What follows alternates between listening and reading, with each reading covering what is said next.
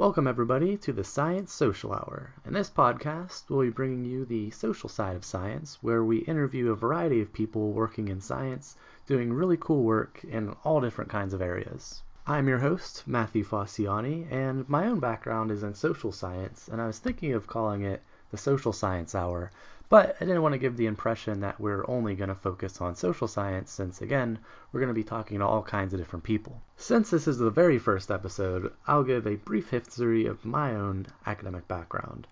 So I studied psychology as an undergraduate and also did a lot of neuroscience research. And I then went straight into a neuroscience PhD program after college. And I studied neuroscience for a few years in that program, but basically, to make a very long story short, I realized I wanted to study people instead of neurons. So I switched into a sociology PhD program at the University of South Carolina, where I am currently finishing up my dissertation. My main area of research looks at the social factors of political bias and why people reject scientific evidence.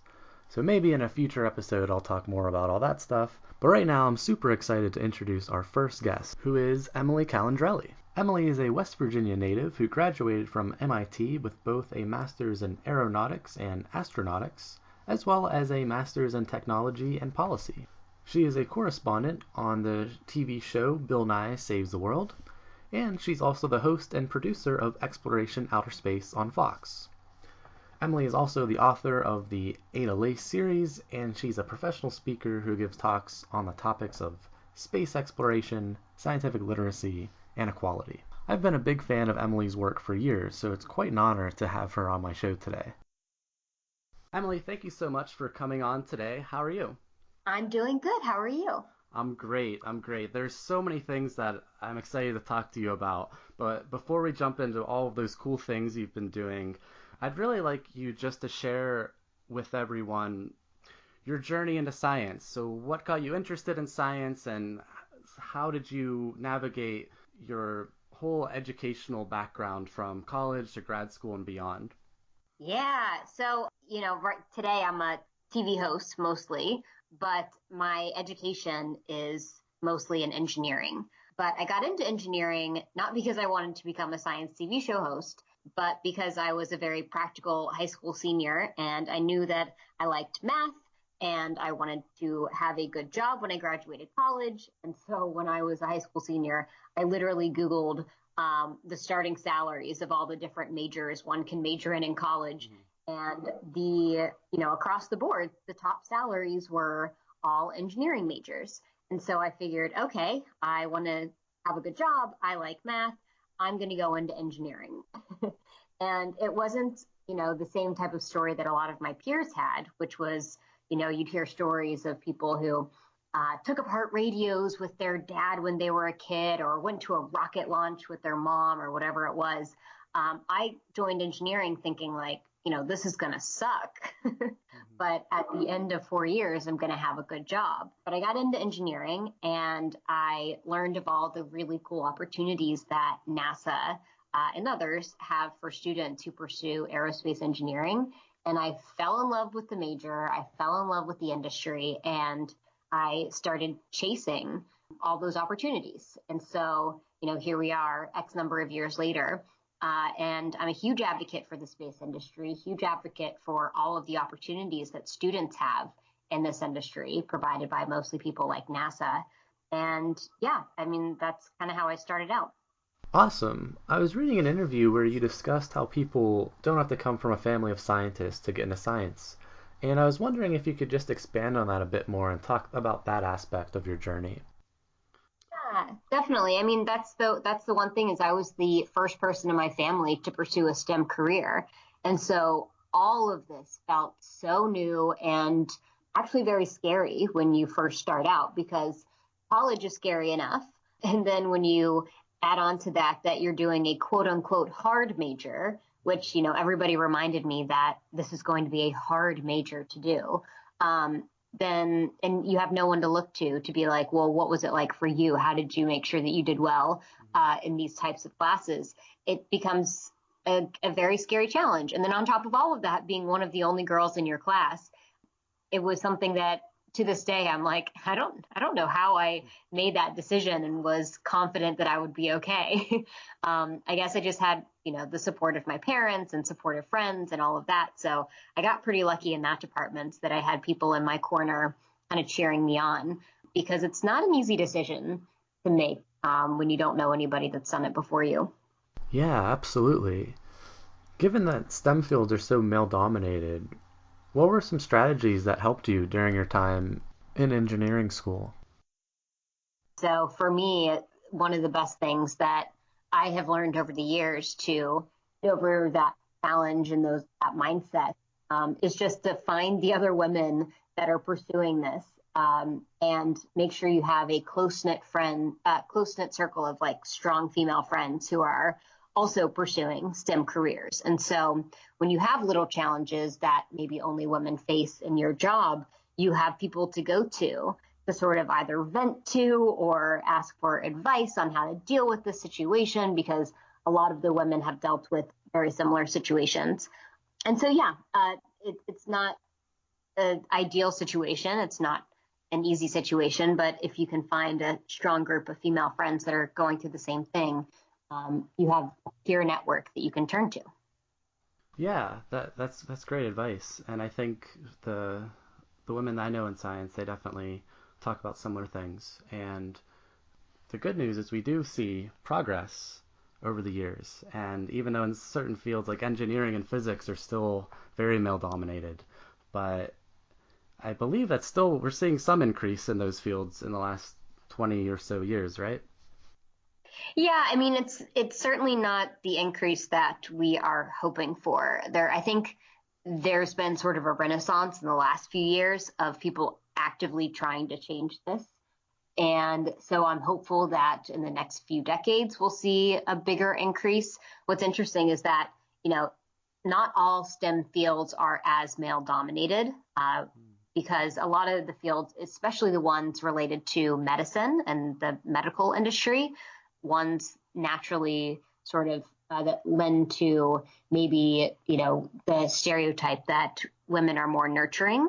Those fields and biology and chemistry, fields that often lead to a career in helping others, those are actually not quite as male dominated as these computer science or physics or engineering careers, where it's, at least the branding of those careers is not as philanthropic as, say, a career in biology or medicine, or biomedicine, or these careers where you're likely going to, it's sort of branded as a career where you will be helping others.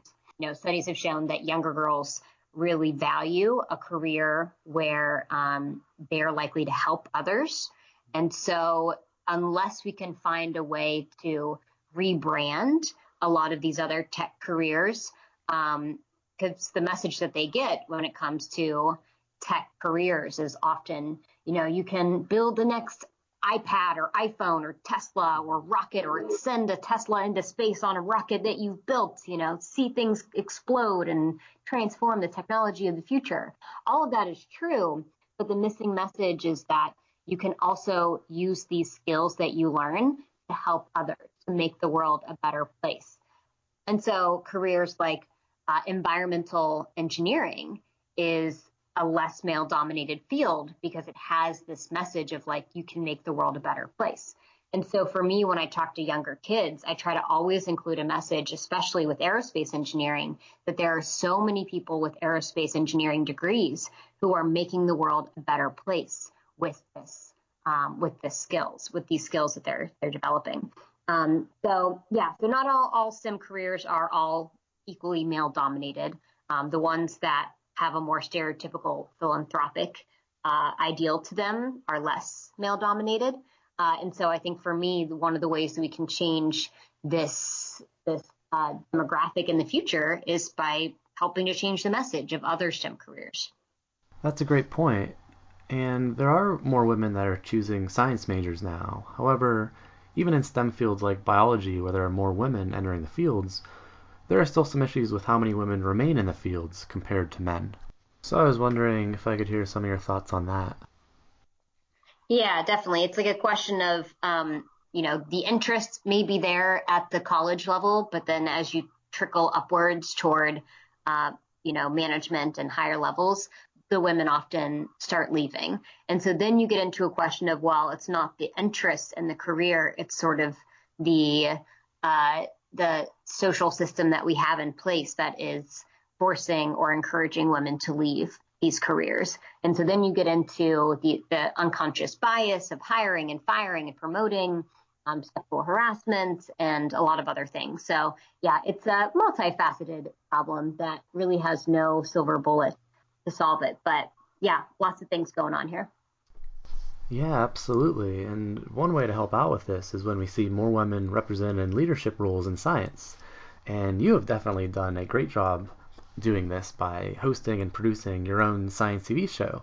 So I was wondering if you could share a little bit more about getting into television and what that journey looked like for you, coming from a scientific background. Yeah. So I'm the host and the executive producer of Xploration Outer Space, a show on Fox that airs in 100 million households each week. It's a show about, the coolest things that are going on in the space industry today. And so I get to travel all around the world to talk to the leading engineers and scientists and innovators in this field and talk to them about what projects they're working on, which is a pretty big, ideal dream job for me. It's pretty awesome. But I didn't set out to do it. I was actually, as I mentioned, my background in, engineering. I have 4 degrees in science and engineering. But when I was graduating from MIT, I was looking for a job, and it was actually probably going to get a job in DC, working in maybe at the Office of Science and Technology Policy. I didn't ever really want to get a job as an engineer. I wanted to get a job influencing science policy. But I was looking for jobs, and I got a call from a production studio, this production studio that has, won Emmys in the past for past shows. It was a very legitimate production studio, Steve Rotfeld Productions, based in Philly. And they were like, would you like to be the host of a new space show? And it literally came out of the blue. They were looking for a woman with a background in aerospace engineering. I had done a lot of outreach throughout my educational career. And because I was an engineer from West Virginia who did well, ended up going to MIT, my amazing home state of West Virginia promoted the heck out of me. And so I think when you Googled space girl, I probably came up on at least the first couple pages of Google because of all of the promotion that West Virginia did for me. It was very serendipitous. I got pretty lucky. And here we are today, 5 seasons later, and we're starting to work on season 6 of Xploration Outer Space. Wow, that's awesome. Yeah, I just saw that you were talking about season 6 coming out, I think on Twitter, or season 5. It's on Amazon Prime as well, right? Yep. Okay. Season 5 just ended, and now all of the episodes are available to watch on Amazon Prime. Cool. That's amazing. So if someone was interested in getting involved in science outreach, whether it's television or radio, and they wanted to go that route, you mentioned it was a bit serendipitous how you kind of came that way, but you did talk about you had some experience with policy as well. It's one of your degrees, it involves that. So do you think just getting more involved in that world and just meeting people and networking is still one of the best ways to go about it, or is there a more structured approach you could suggest? Yeah, I mean, a lot of this industry, because when you get down to it, it really is Hollywood, and it's a who you know type of industry, which coming from the, engineering world where it feels like you ideally live in a meritocracy, that is a very frustrating shift to go to. So it's a little bit hard to give advice on how best to enter this industry, but I've found that one of the best ways to do it is to really just start creating your own science content, create your own niche. It's very hard to just be a generalist in this field. People want someone who specializes in something. And so try to find your niche, try to find your specialty and hone that. Maybe start creating YouTube videos, create your own brand. your own creative angle of how you approach science communication, because we all come from different places. We all know different people, and we know that people learn differently with different types of strategies. And so there are a million different types of ways to communicate science, and you just sort of have to start learning the way that you do it best and what makes you unique. And so, yeah, I'm trying to do that across YouTube, across Instagram. I know a lot of really great Instagrammers who, throughout their educational career, they've been sharing their research, their learnings on Instagram, which I find to be like a really creative outlet. On Twitter, on Facebook, any of those ways, I think, is a really good way to start and to figure out what works and what doesn't. And then if you start growing enough of a following, then you can get attention from different production companies because, it seems very silly, but a following means a lot. And a lot of production companies will be more interested in you if you have a larger following, because basically it means that whatever you're doing is working, right? And they may want a piece of that. They want to help grow your following, help grow your audience, and bring them along with you. And so, yeah, I would just encourage people to start trying to figure out what makes their version of science communication special and iterate as quickly as you can. Yeah, I really like that.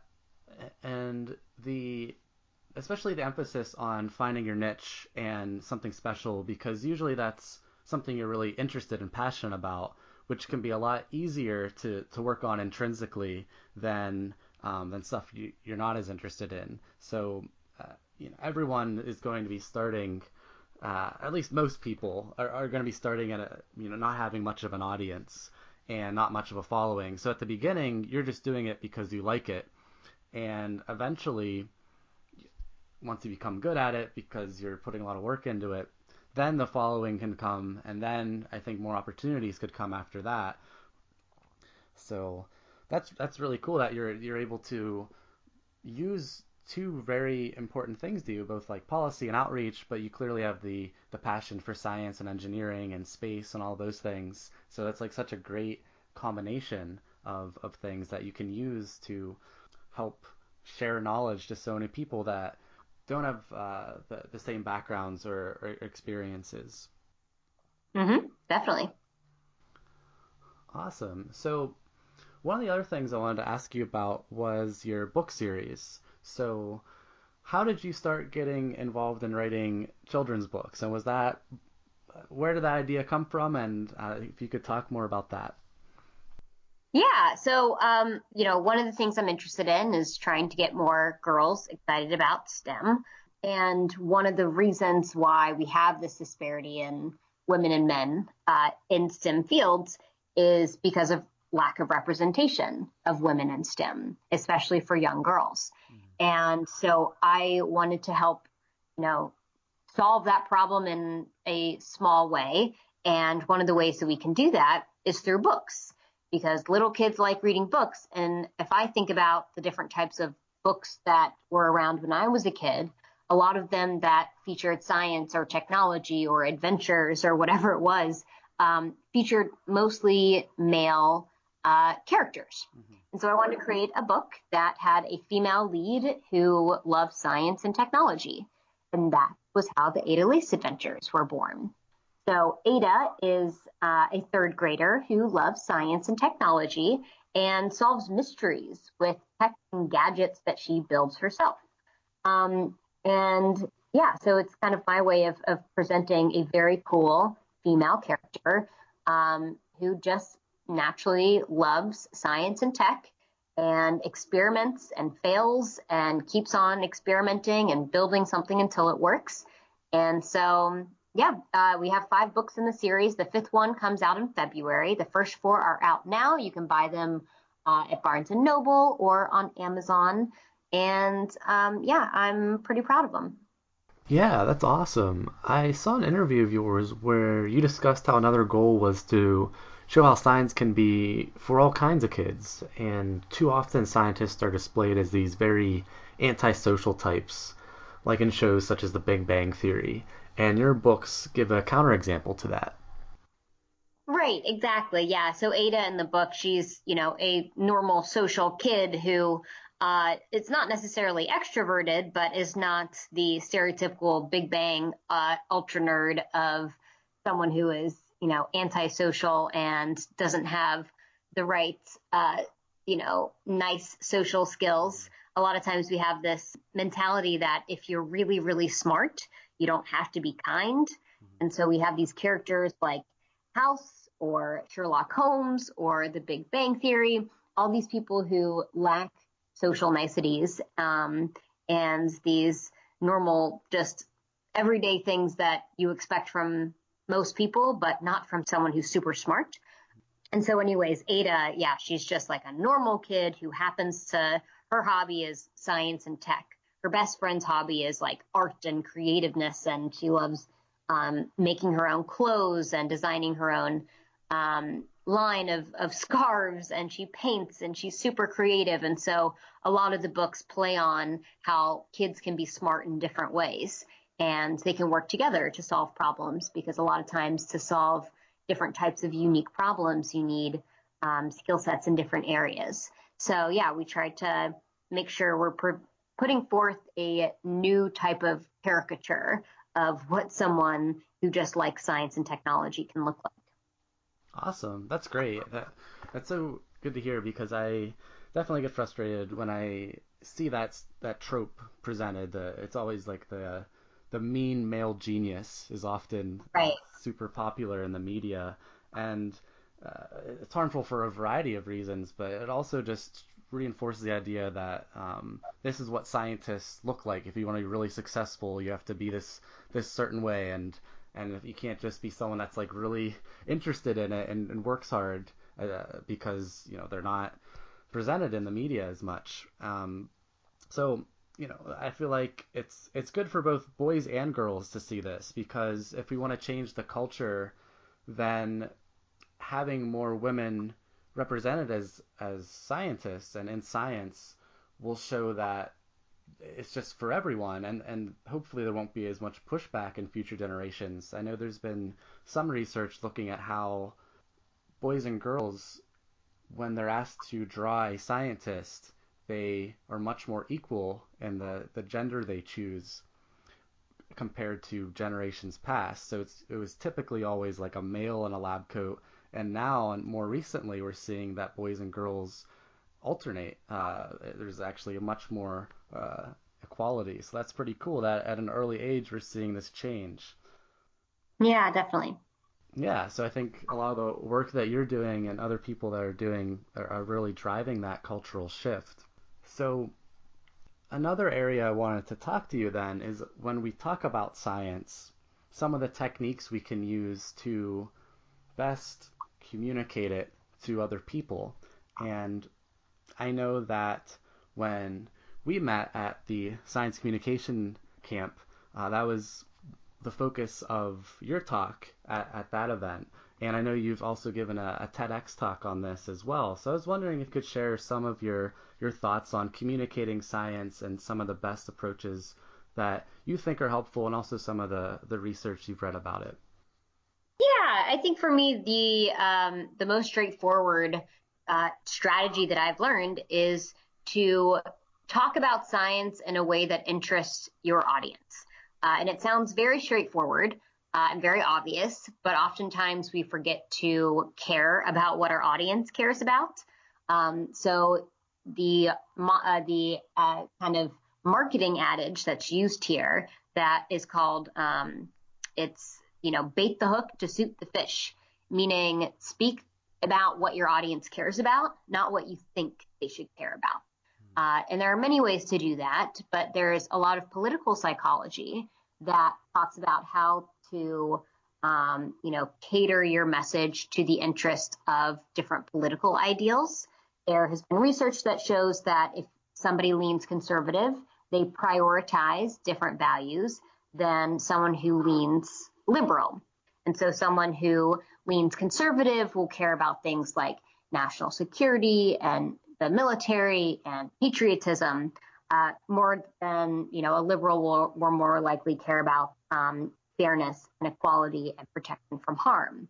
And so if you're talking to somebody who leans more conservative about something like climate change, you shouldn't necessarily use arguments about protecting the earth or saving the planet or protecting polar bears, because that message, while it's important, does not speak as loudly to somebody who leans conservative.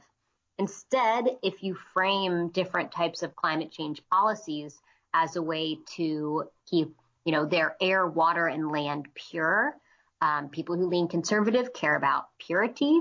This is sort of like from a religious context. Then that will make them more likely to support environmental policies. Or, if you talk about climate change as a national security threat, because, global warming is adding heat to our atmosphere, and that heat acts like a powerful battery, powering different weather events here and abroad. And so that's making different unstable places around the world where our military is operating today even less stable, and putting our military at risk.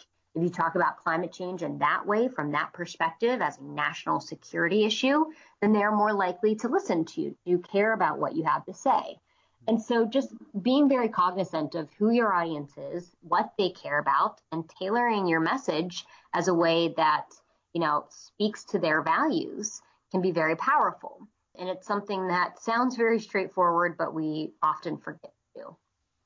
Yeah, absolutely. I mean, I love talking about this stuff because my own bias is that it's very related to my academic research. So it's great when I hear people sharing these messages because there is research that can help us better communicate. And unfortunately, I don't think people always take the time to investigate it when they're speaking about these different things. And it's unfortunate because it could really help spread the message a lot more successfully. And so it was really cool to hear you talk about those things. And even with politics, I know there's some scientists who think that like politics and science should always be separate. And I'm not sure if that's the best approach because sometimes science is going to be inherently political. So I was wondering what your thoughts were on the intersection of politics and science. Yeah, I mean, science is always political. So it's hard to kind of keep that part of it out because policy shapes the way that people invest in science and the way that people regulate science and the way that, people use science every day. And so it's hard to just, to keep politics out of it. Science is inherently political. But I think that the thing to remember is that we don't have to appeal to all audiences at any given time. At any given time, you should make the decision of, what audience do I want to appeal to with this particular piece of content, with this particular video or TEDx talk or episode, whatever it is, you get to choose which audience you want to appeal to. So, for example, when I gave my TEDx talk of space exploration is the worst, it was a, tongue-in-cheek talk about the benefits of space exploration. I could have easily done a more straightforward talk that was like why space exploration is worthwhile, but I knew that the people that would click on that video would not be the audience that I wanted to reach. Somebody who would watch the benefits of space exploration would probably be somebody who is already on the side of, yay, NASA is worthwhile and I'm glad we're investing in them. Basically I would be preaching to the choir. And I don't even think that many people in the choir would want to listen to that video because they already agree that space exploration is worthwhile. And so I wanted to create a weird type of talk that would at least get people who were on the fence about whether space exploration is worth public investment, or people who downright think that it's not. That was the audience that I was trying to reach. And so I designed a talk that would reach that audience. And so with every single piece of content that we create, you can make the decision of who do you want to reach with this audience. And once you make that decision, that should impact every single content decision that you make afterwards. But yeah, I don't think we have to always reach, always have to appeal to the broadest audience possible, because when you do that, your content may not be that effective. Yeah, absolutely. That's a great point. I'm really glad you went into that. I really love hearing all this stuff, and I was just wondering if you could talk more about some of your experiences sharing science communication. So we talked about kind of the theoretical perspectives, but if you could share any stories about communicating science, and if you've ever had an opportunity to talk to someone where they were like, yeah, I used to be really against space exploration, but after talking to you, it really changed my mind about it. Yeah, I mean, to be quite honest, it's hard to find those opportunities because when your platform is so visual like mine, and people know where I stand on certain things, those types of people who are very against space exploration aren't usually coming to me for information. And so finding that that type of audience is very difficult. I have been in situations going back to West Virginia where there are people that maybe don't agree with the science of climate change. And that's because West Virginia has very, deep rooted pride and coal, and their culture, their identity is very associated with this industry. And because being environmentally friendly is at least perceived as being not very friendly to them, they choose to ignore the science on climate change or outright deny the science on climate change. And so going back to my home state and talking about climate change can sometimes be a touchy issue.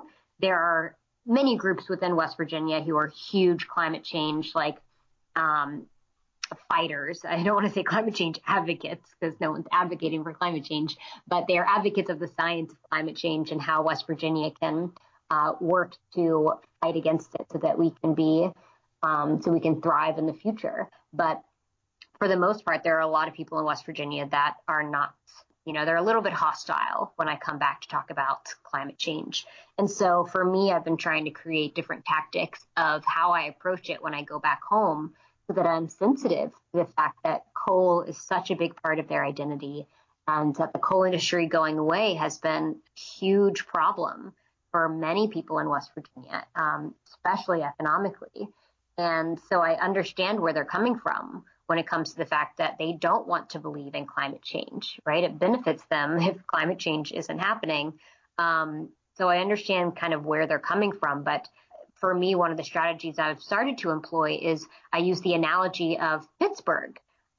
Pittsburgh as an area that has come back from a dying industry and has come to be successful. So Pittsburgh, was very reliant on the steel industry, as West Virginia has been reliant on the coal industry, not just economically, but also culturally. They are known as the Steelers for a reason. And, once the steel industry slowly went away, they had to figure out how to boost their economy in a way that Pittsburgh didn't go under. And so they invested highly in med and eds, medical industry and education. Universities really picked up. The hospitals in the area really picked up their end of the deal. They started making big bets on things like Uber. Pittsburgh was the first city in the nation to allow Uber to test out their self-driving cars. It's now something that many other large cities across the nation are following suit. And because of that, Pittsburgh is one of the most livable cities today. I think as of last year, it was rated the second most livable city in the nation, and that's behind Honolulu. I don't know if you've ever been to Hawaii, but Honolulu is pretty freaking livable. So it says a lot about what Pittsburgh has been able to do coming back from an industry that they were once so very reliant on. And for West Virginia, this analogy is especially meaningful because West Virginia doesn't have any professional sports teams. And so everybody in West Virginia looks to Pittsburgh to donate their fanship to professional sports teams. So we're a huge fan of the Steelers. We're a huge fan of the Penguins. And so people in West Virginia they look to Pittsburgh, very fondly. That's where all the best shopping malls are. I used to go up there every other weekend as a kid to go shopping. That's where the airport is, where we fly in to go home. And so West Virginia has a lot of connections to Pittsburgh. So when I come back home, that's something that I like to refer to be like, listen, there is a way out for West Virginia. Pittsburgh was able to pick themselves up from their bootstraps. be able to survive the dying steel industry, we need to do the same with our dying coal industry. I think some people have the mindset that there's just no way out, so we have to cling to coal with our dying breath. But that's not true. There are a lot of ways out. We just have to be willing to look at them. Yeah, I love that analogy. It's so concrete and it's so close in proximity to West Virginia as well. And for me, growing up in Pittsburgh, I'm a little biased to hear of that, all of those positive things, but I think it's objectively a really great example of a city that adapted and is thriving based on the changes that they made, even though they were so focused on the steel industry. It was so central to their identity, but despite that, they still updated, and that's really cool whenever we see people adjust like that, because it can be really threatening to someone's identity and their worldview if you give them information that is directly conflicting with how they go about their lives. So, as we are coming to the end of this episode, I just wanted to ask you if you could share any future projects you're working on and any last things you wanted to talk about. Yeah, I mean, for me, I am always trying to think of new TV show ideas that would be fun to either produce or host. And right now, I'm trying to roll my mind around a climate change show that, I keep coming back to the question, can you make a climate change show fun? Because a lot of the things we hear about climate change are very doomsday type series. And I think that's fair because we are looking at lots of doomsday type scenarios when it comes to climate change here and abroad. But I want to try to think if there's a way to, again, going back to the question, who do we want to reach? And like that TEDx talk, space exploration is the worst. Is there a way that we can reach people on the fringe, people who may not, know if they care about climate change or don't think they care about climate change? Is there a way that we can make a climate change show fun so that we are attracting a different type of audience who may not be listening or watching those doomsday type series on climate change? So anyways, that's kind of what I'm working on now, and hopefully something will come of that in the next few months or so. Awesome. Well, I really look forward to that. So, if people want to follow your work and what you're up to, where's the best way to follow you? Yes. So across all social media, my handle is the Space Gal. So you can find me on Twitter, Instagram, Facebook at the Space Gal. Great. Well, thank you so much, Emily. I really enjoyed talking to you today. Thank you. Yeah. Thanks for having me.